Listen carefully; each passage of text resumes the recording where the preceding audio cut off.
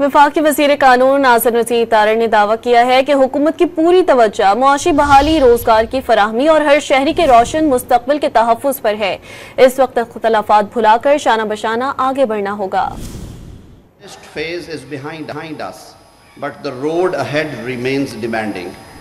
Now more than ever, we must unite, rise above the differences, and work hand in hand to build a stronger, more prosperous Pakistan. Our focus must remain steadfast on economic revival, job creation, and securing a brighter future for every citizen. With unity and determination, we can transform today's struggles into tomorrow's successes. Phase is behind us, but the road ahead remains demanding. Now more than ever, we must unite, rise above the differences, and work hand in hand to build a stronger, more prosperous Pakistan. Our focus must remain steadfast on economic revival, job creation, and securing a brighter future for every citizen.